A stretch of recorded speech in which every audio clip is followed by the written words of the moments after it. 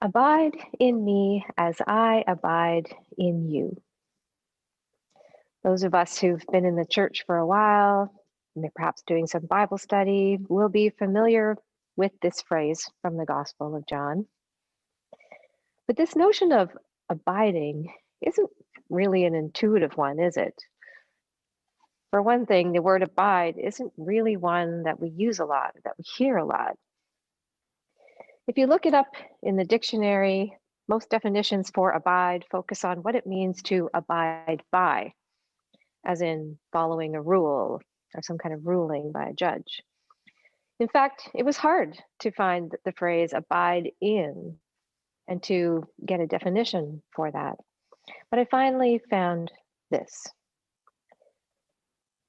definition: to continue without fading or being lost.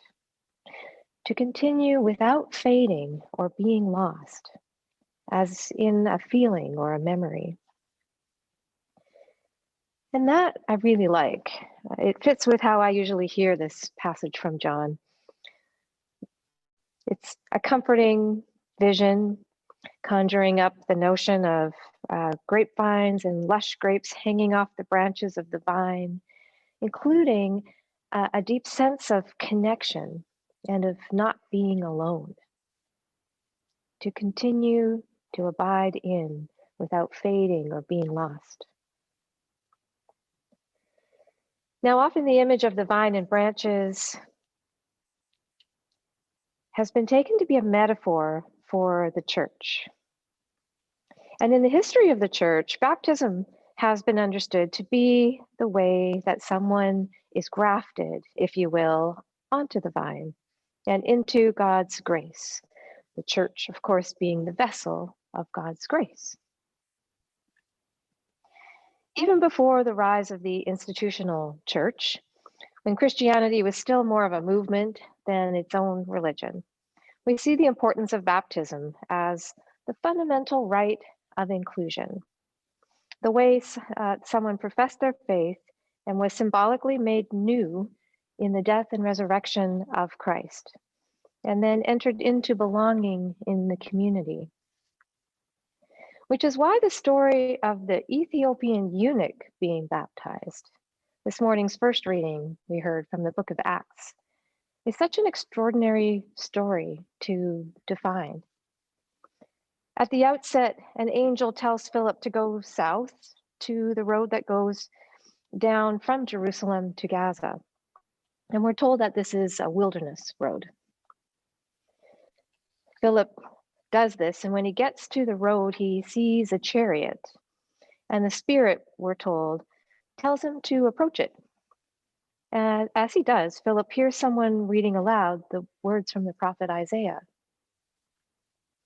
It turns out to be an Ethiopian, a eunuch who is a court official, and a fairly high up one from the sound of it, for the Ethiopian queen. Now, this court official had apparently come to Jerusalem to worship and was now on their way home. So Philip, moved by the Spirit, runs up to the chariot, hears this traveler reading Isaiah, and the two of them then get into a conversation.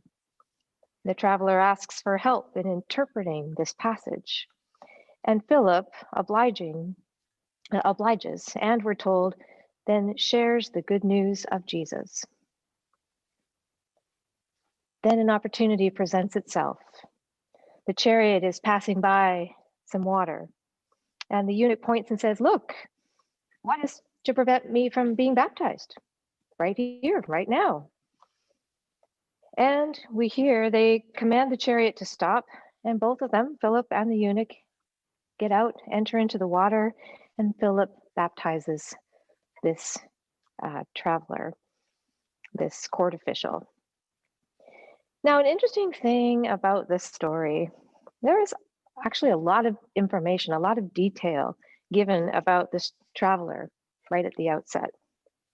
It's been noted that this might be the longest introduction of anyone in the New Testament except for Jesus himself.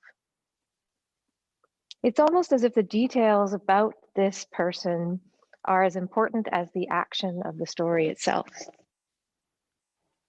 And if we take a closer look at those details, here's what we find. The traveler was an outsider on many levels, including ethnicity, class, religion, and gender. First off, they were a foreigner, and in terms of religion, they seem to have been something between a Jew and a Gentile, perhaps ascribing to Jewish beliefs. They were in Jerusalem to worship. They were reading from the prophet Isaiah, but without having been born a Jew or becoming a full convert to Judaism. So one could say that their religious identity was outside of that established Jew-Gentile binary of the day. The eunuch was also, from the sound of it, a highly placed court official, but was likely to have also been a slave, so a very well-respected and trusted slave who then was entrusted with an important position. But this seeming juxtaposition between being an influential court official and a slave, again, gives this person an in-between kind of status. And of course, the eunuch was a eunuch, someone who was also outside the binary categories of gender. And so here you have this person, this outsider in many respects, being baptized by Philip into the Jesus community and being baptized in a really out-of-the-way place.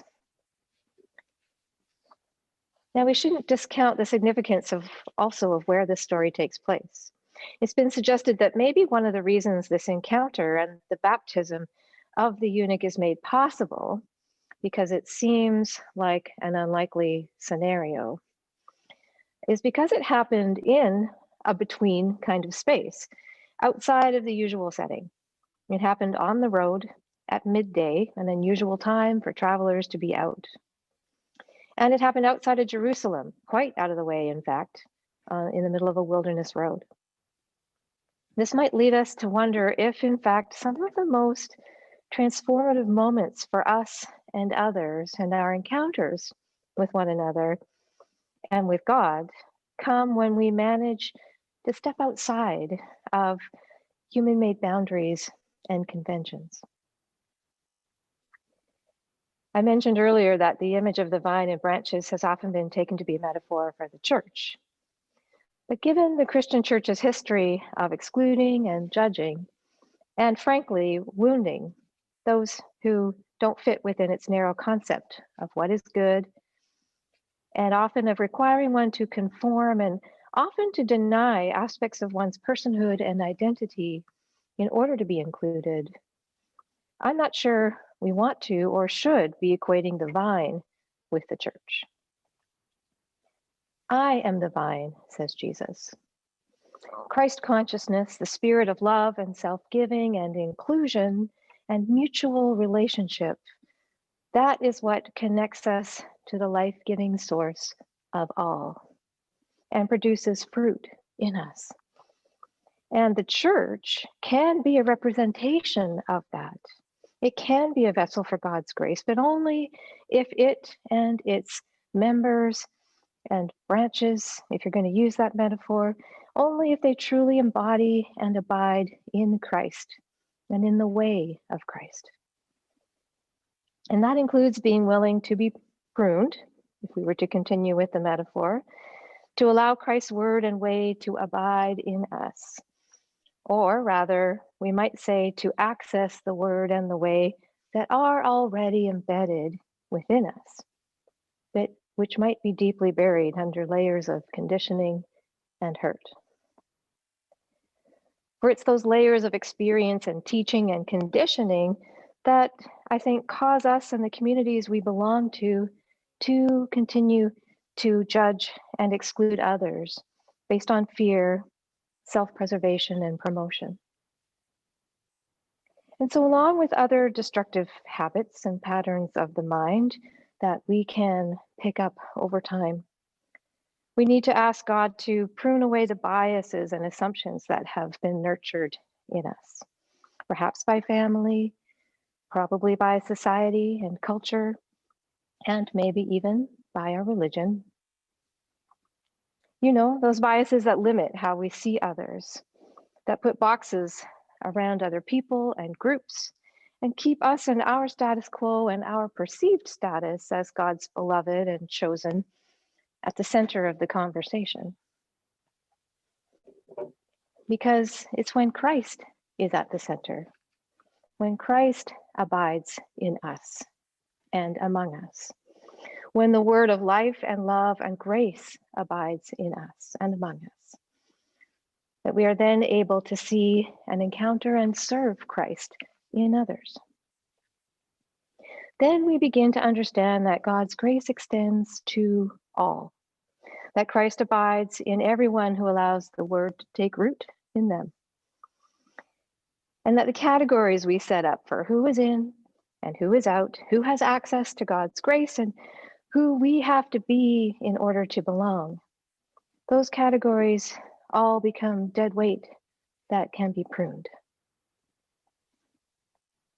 The story of Philip and the eunuch is one which, perhaps of all the stories in Acts, is one we need in our day. One we need as we continue to struggle with racism, xenophobia, homophobia, transphobia in our society. And on this, the United Church of Canada's first designated Mental Health Sunday, we might also recall how being gender variant used to be thought of as a mental disorder, and the damage that this and the harm caused to the mental and spiritual health of persons who identify as LGBTQ2S+, when the Christian Church has rejected and judged them. And we might also reflect on how inclusive we as a church are of anyone suffering from mental illness. If the word abides in us, then we will proclaim the good news of Jesus Christ, that we are each of us honored and embraced by God, and that Christ abides in us and through our full personhood and identity. May it be so, and thanks be to God.